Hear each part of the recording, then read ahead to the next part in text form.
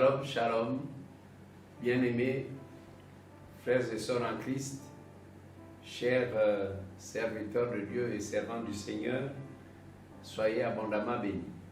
Je vous souhaite un début de fête. Nous sommes au début de la fête de Pentecôte et nous avons décidé d'animer un séminaire qui va durer 3 jours. Nous commençons ce soir. Que le Seigneur bénisse ce séminaire, que le Seigneur nous bénisse tous. Amen. J'aimerais prier. Père Céleste, que ton nom soit glorifié. Je voudrais te confier ce séminaire qui commence ce soir et les séminaires qui vont suivre demain après-demain. Je te demande vraiment de bénir ton peuple, de bénir cette célébration de la fête de Pentecôte 2020. Que ton nom soit vraiment glorifié. Et nous pensons que le Saint-Esprit va nous visiter. C'est là notre aspiration profonde, que le Saint-Esprit nous visite dans nos maisons respectives, que nous soyons renouvelés, qu'un grand réveil se déclenche dans notre pays. Te le demandons, Père, dans le nom de Jésus. Amen.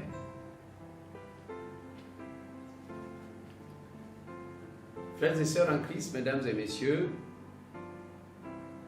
au cours de ces séminaires de Pentecôte, à commencer par ce vendredi, ensuite samedi et dimanche, nous parlerons et étudierons l'histoire du pentecôtisme au début du XXe siècle. Nous pourrons peut-être faire un pas en arrière pour parler du premier réveil, c'est-à-dire du jour de Pentecôte expérimenté par les 120 disciples à la chambre haute. Alors, pour parler donc du pentecôtisme qui a commencé au début du XXe siècle, il y a des repères historiques à comprendre. C'est-à-dire ce qui peut nous permettre de préparer le terrain du réveil qu'il nous faut au XXIe siècle. Donc, s'agissant du grand réveil du début du XXe siècle aux États-Unis, j'aimerais dire tout de suite que le pentecôtisme, appelé aussi mouvement de Pentecôte, est un courant chrétien évangélique issu des réveils démarrés par les pasteurs américains Charles Fox Parham en 1901 et William Joseph Seymour aux États-Unis en 1906. Retenez donc 2 dates, 1901 et l'autre déclenchement en 1906. Le nouveau mouvement recensé en 1911 a donné 279 millions de croyants. Donc, depuis le début jusqu'en 1911, on a pu recenser 279 millions de croyants. Et en 1997, 500 millions de croyants à travers le monde. Donc, un demi-milliard.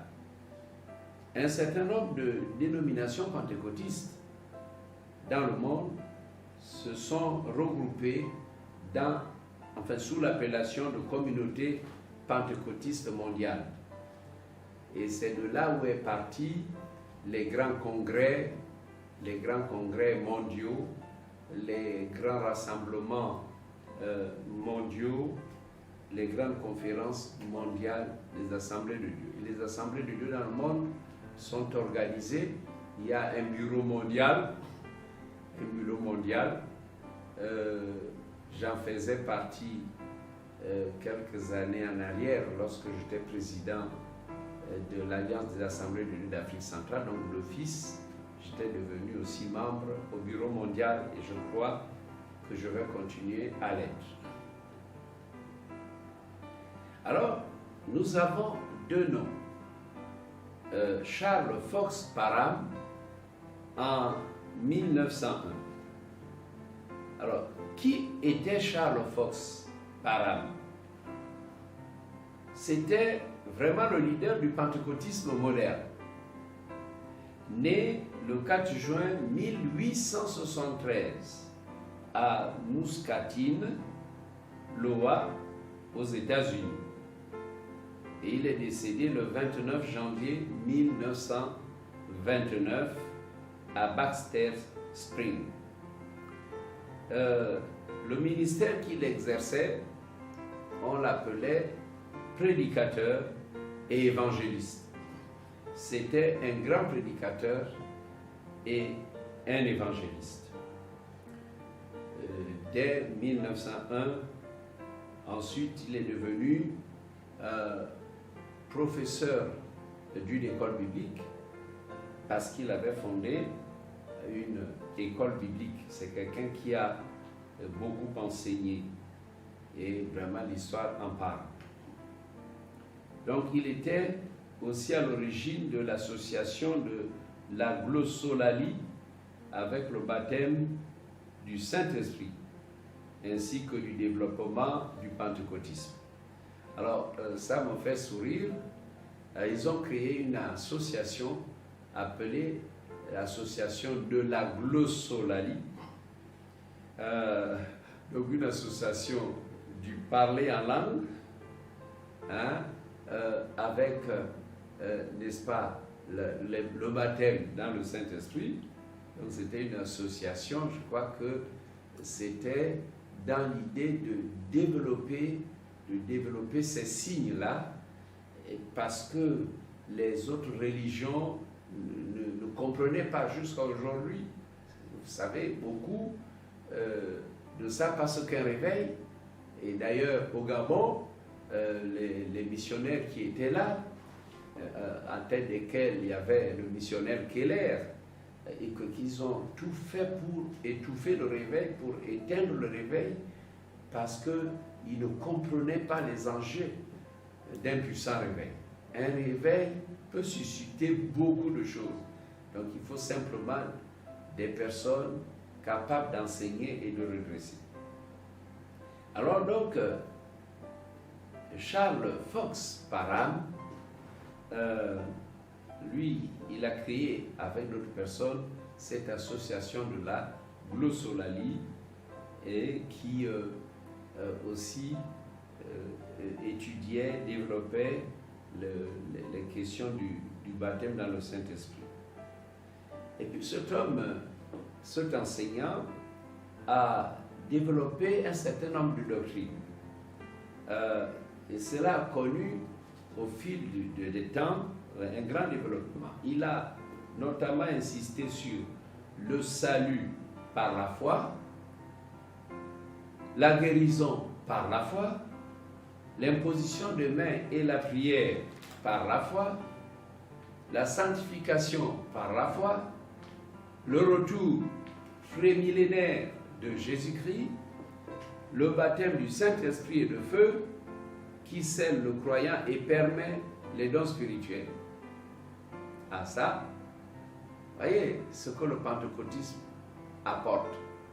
Et bien souvent, nous sommes dans la Bible avec les paraboles et des questions théologiques, mais il y a des grands axes que nous devons vraiment prêcher, hein, dans notre credo, dans notre confession de foi.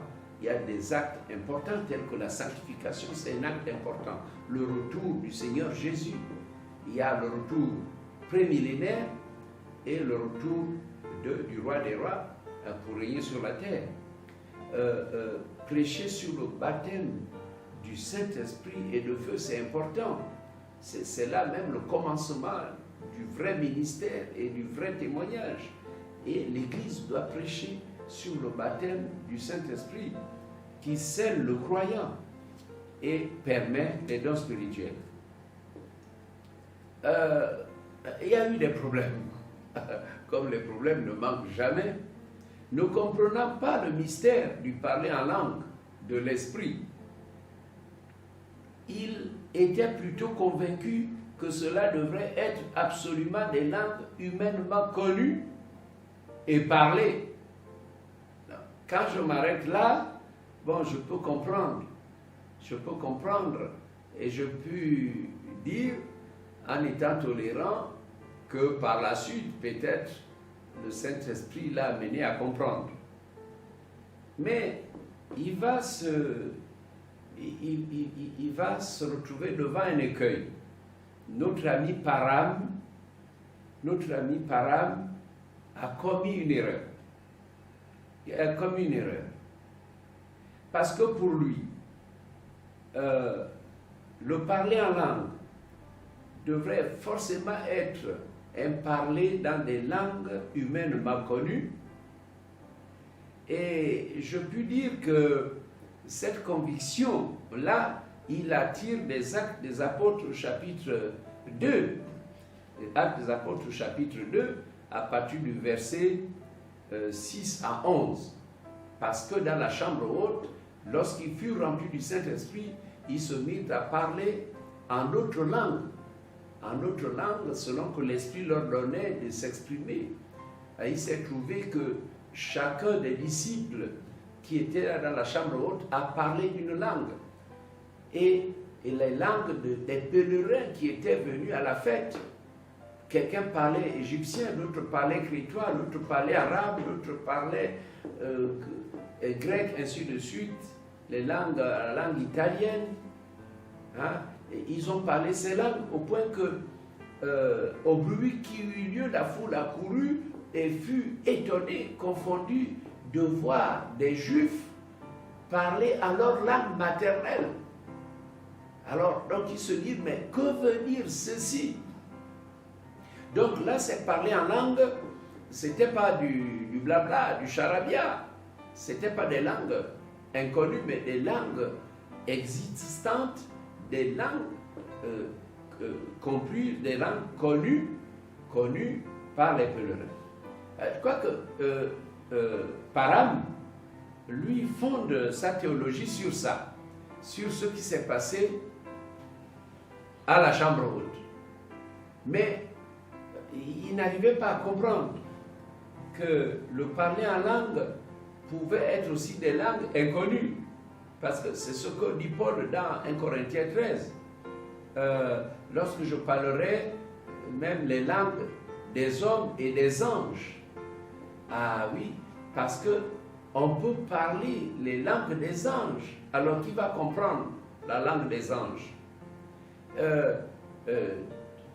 Et alors là, la différence avec l'autre qui était William Joseph Seymour, alors je le présente rapidement.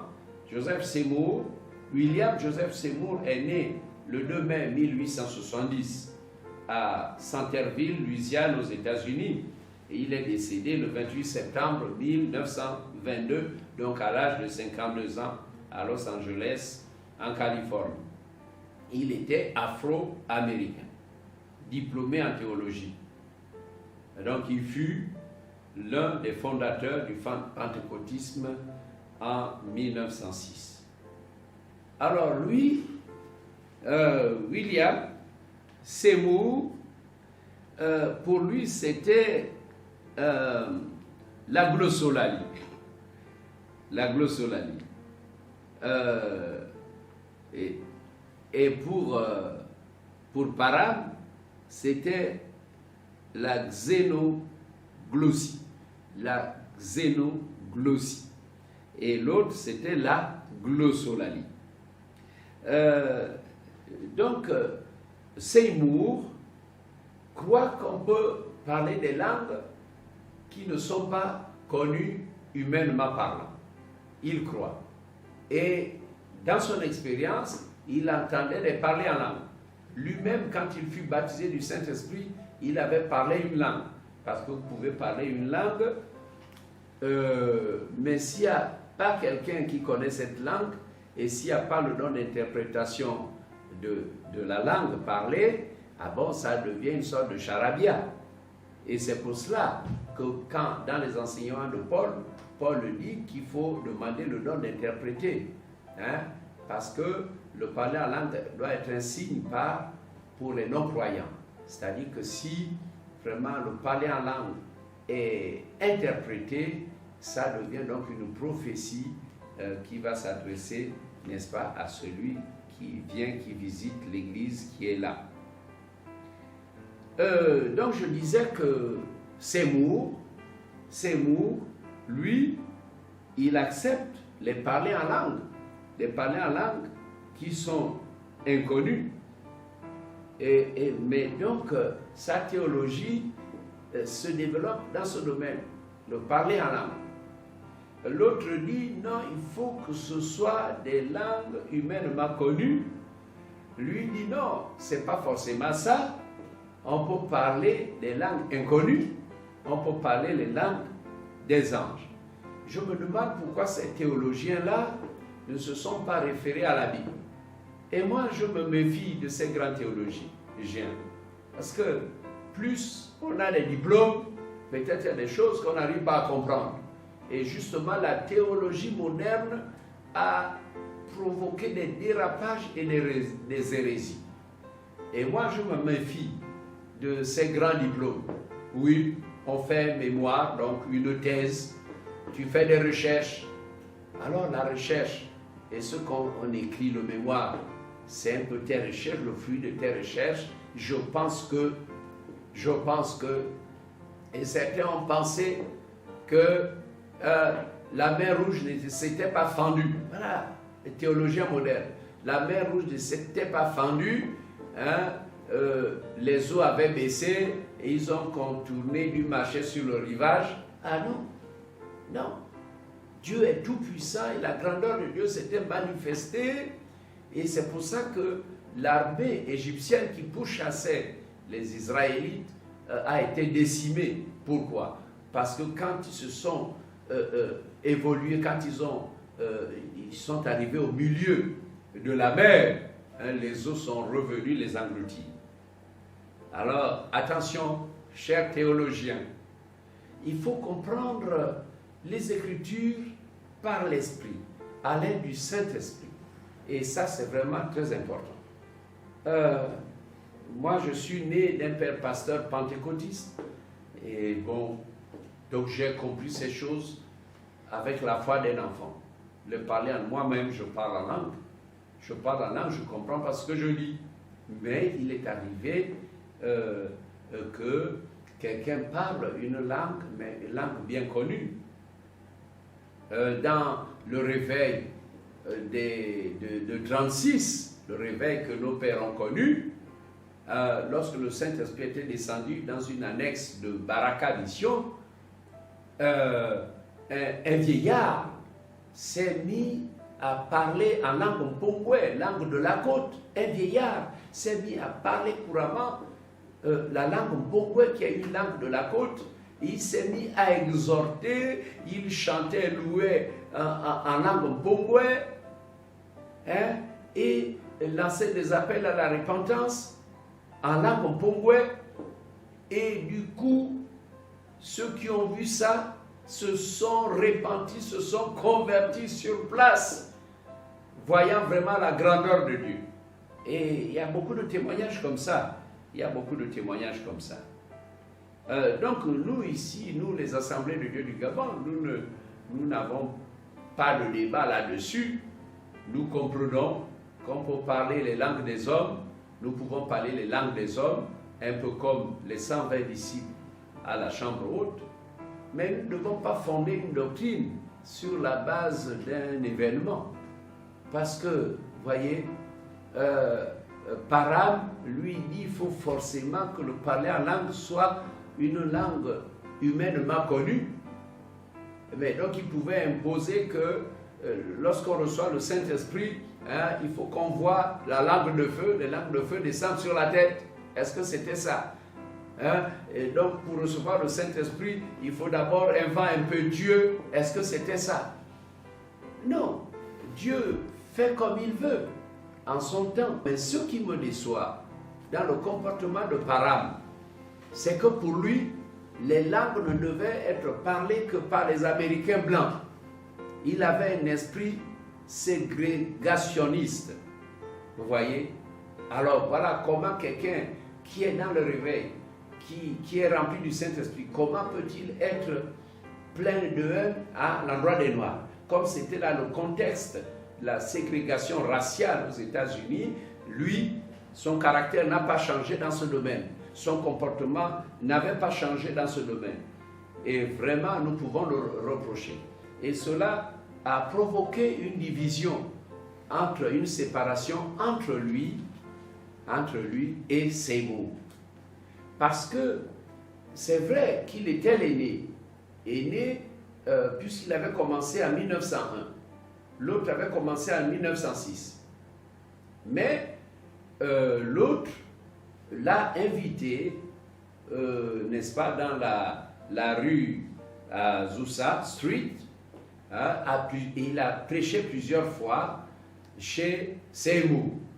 Maintenant, quand il prêchait, il a commencé à introduire ses doctrines, à s'opposer à l'autre, à ce que l'autre enseignait. Et il a mis mal à l'aise les Afro-Américains qui étaient là. Et déjà même, il a dit que chaque fois que Seymour se déplaçait, il se faisait remplacer par des prédicateurs blancs, et ce qui mettait en mal les Afro-Américains, parce qu'ils se sentaient en danger, et ces Américains blancs étaient racistes. L'esprit ne doit pas nous conduire dans le racisme. Alors là, ce sont des erreurs. Et c'est pour ça que certains réveils n'ont pas duré dans l'espace et dans le temps.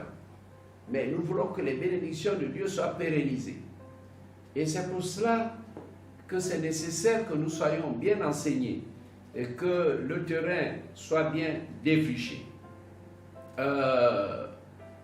Comme quoi, il faut savoir soumettre ses préjugés et son mauvais caractère à Dieu, sinon on coule comme Param. Alors là, vraiment, il avait débordé. Débordé comment? Quand on est rempli du Saint-Esprit, tu n'aimes pas l'autre parce qu'il est noir et parce que tu es blanc. Alors moi, je pense que c'est vrai, nous reconnaissons, selon les repères historiques, que cet homme a beaucoup travaillé, qu'il a enseigné, et il a mis en exergue les thématiques qu'il faut, qui sont importantes, telles que le salut par la foi, la guérison par la foi, l'imposition des mains et la prière, la sanctification par la foi, le retour du Seigneur Jésus, le premier retour du Seigneur Jésus, le baptême du Saint-Esprit et le feu. Voilà, mais c'était bien. C'était bien. Il a beaucoup travaillé. Il a enseigné ça dans son école biblique. Et je voudrais dire, j'ai pris l'exemple des 120 disciples qui ont parlé en langue à la chambre haute. Mais lui, Param, dans son école biblique, quand il donne à ses étudiants de faire des recherches sur comment être baptisé, comment recevoir le don du Saint-Esprit, un jour, une des étudiantes du nom d'Agnès Osman, son école biblique c'était Bethel Bible School. Alors, Agnès Osman demande à Charles Fox Parham de lui imposer les mains, parce que elle avait lu que les apôtres avaient imposé les mains, n'est-ce pas, aux croyants à l'église primitive et même dans la suite, et raison pour laquelle elle avait demandé à son professeur, pasteur, l'évangéliste Parham, de lui imposer les mains. Et quand Parham lui impose les mains, alors va se déclencher en elle un parler en langue. Et on dit qu'elle fut la première personne à parler en langue. Hein? Et cela a déclenché le renouveau du pentecôtisme. Osman, à l'époque, avait 30 ans. Et puis, dans ce déclenchement, dans ce parler en langue, il était impossible à Osman, 3 jours durant, de parler anglais. Elle était américaine, mais lorsque ce déclenchement, le parler en langue est venu, elle a passé 3 jours et c'était impossible de parler anglais. Et cela a duré 3 jours. Et elle ne pouvait écrire qu'en caractère chinois. Et le parler en langue qui s'était déclenché en elle, c'était du chinois. Et par la suite, même, elle ne pouvait écrire qu'en caractère chinois. Et il y avait quelque chose de mystérieux. Un auréole entourait à la fois son visage et sa tête. C'était un puissant baptême du Saint-Esprit, hein, manifesté par le signe initial qui était le parler en langue, mais c'était du chinois. Et je reviens sur ce que je disais, sûrement, Charles Fox Parham, voyant que à la chambre haute, les 120 disciples avaient parlé des langues connues, que son étudiante Osman avait parlé une langue connue, donc il a fondé sa doctrine sur le fait que le parler en langue ne doit être qu'une langue connue. Mais mes frères et sœurs, parfois, oui, le parler en langue sera une langue bien connue, mais le parler en langue peut aussi être une langue d'ange, une langue inconnue. Alors nous devons obéir à la parole et rester dans la simplicité, dans l'humilité, afin que Dieu puisse travailler. Alors quand des leaders comme ça font des blocages, alors si un pasteur ne veut pas que les gens parlent en langue, mais il éteint le réveil. Voilà ce qui a commencé au début du XXe siècle. Demain, je vais poursuivre et on va étudier certaines choses. Le but, la vision que j'ai, c'est qu'il faut que le Seigneur déclenche un réveil en notre temps. Le réveil, il y a eu le réveil de 36, 35, 1937, il y a eu le réveil des années 80, donc de 86 à 90. Maintenant, la génération actuelle veut aussi son réveil. Alors, si nous voulons un réveil, essayons de voir ce qui n'a pas marché dans les précédents réveils. Pourquoi les précédents réveils se sont-ils arrêtés tôt? Nous savons tous que lorsque on veut planter, nous sommes dans la culture du brûlis. Lorsque on veut planter, qu'est-ce qu'on fait? On défriche d'abord, on défriche le champ, on abat les arbres, on laisse tout sécher, après on met le feu. Mais lorsque le travail a été bien fait en amont, alors la plantation brûle bien et là c'est une plantation avec fumier. Lorsque la saison de la semence arrive, le moment de s'aimer. Alors pour que le feu embrase, le feu du réveil embrase le pays, nous devons défricher. Et nous devons défricher un champ nouveau. Nous devons évangéliser. Nous devons amener les âmes à se repentir, à confesser leurs péchés. Un peu comme Jean-Baptiste a préparé la venue du Messie. Il disait, repentez-vous, convertissez-vous. Hein? Voyez, parce que le royaume des cieux est proche.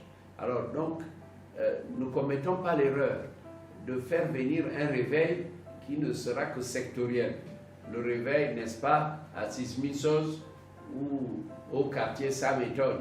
Si le réveil s'arrête là-bas, hein, ce ne sera pas un réveil. Et il faut que le réveil, s'il éclate dans les communes Libreville, Akanda, Oviedo, que ce réveil s'étende dans toutes les provinces. Alors, donc, église de réveil, serviteur de Dieu, enfant de Dieu. Comment préparons-nous le réveil? Si ton réveil, tu l'attends qu'entre tes 4 murs, tu n'as rien compris. Et c'est pour ça que nous devons sortir, évangéliser, aller dans tous les quartiers. Si nous voulons un grand réveil au Gabon, nous devons évangéliser partout, dans tous les quartiers. animer des grandes croisades, mobiliser les foules. Et comme ça, son réveil aura de l'impact. Son réveil va s'étendre. Vraiment que Dieu nous bénisse. Que cette fête de Pentecôte nous amène à aspirer aux choses d'en haut, à désirer qu'un nouveau réveil se déclenche dans notre nation. Que Dieu vous bénisse. Amen. Merci Seigneur. Merci pour ce séminaire qui a bel et bien commencé. Bénis tous les auditeurs, tous ceux qui vont suivre, tous les frères et sœurs qui vont suivre ces enseignements. Bénis chacun de nous et prépare-nous vraiment que nous soyons des instruments du prochain réveil. Merci, tu vas le faire, tu vas nous aider, Père, car le Gabon a besoin d'un réveil. À cause de tout ce qui ne va pas, le Gabon a besoin d'un réveil. Et c'est là l'aspiration profonde de l'Église. Seigneur, déclenche un grand réveil pour venir assainir le mal, assainir la situation. Merci, Père Céleste, au nom de Jésus. Amen.